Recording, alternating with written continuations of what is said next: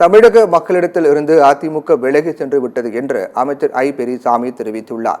திண்டுக்கல் மாவட்டம் ரெட்டியார்சத்திரம் ஊராட்சி ஒன்றியத்துக்குட்பட்ட ஊராட்சிகளில் கட்டி முடிக்கப்பட்ட அங்கன்வாடி மையம் நியாய விலைக் கடையை ஊரக வளர்ச்சித்துறை அமைச்சர் ஐ பெரியசாமி திறந்து வைத்தார். பின்னர் செய்தியாளருடன் பேசிய அமைச்சர் ஐ பெரியசாமி, உள்ளாட்சி தேர்தல் குறித்து மாநில தேர்தல் ஆணையமும் முதலமைச்சரும் முடிவு செய்வார்கள் என்றும், தேர்தல் ஆணையம் தயார் என்று சொன்னால் தமிழகத்தில் உள்ளாட்சி தேர்தல் நடைபெறும் எனவும் தெரிவித்தார். தமிழக மக்களிடத்தில் இருந்து அதிமுக விலகி சென்று விட்டது என்று கூறிய அமைச்சர் ஐ பெரியசாமி, அடுத்த 10 ஆண்டுகளுக்கு தமிழகத்தில் திமுக ஆட்சிதான் நடைபெறும் என தெரிவித்தார். தேர்தலை பொறுத்தளவில் இப்போ இருக்க சூழ்நிலைக்கேற்ப சூழ்நிலையில் நம்ம அதுக்கு தேர்தல் கமிஷன் இருக்குது, அதுக்கு தேர்தல் ஆணையம் இருக்குது. அவங்க எப்போ நடத்தலாம்னு சொல்கிறாங்களா மாண்புமிகு முதல்வர் அவர்கள் முடிவு செய்வார்கள்.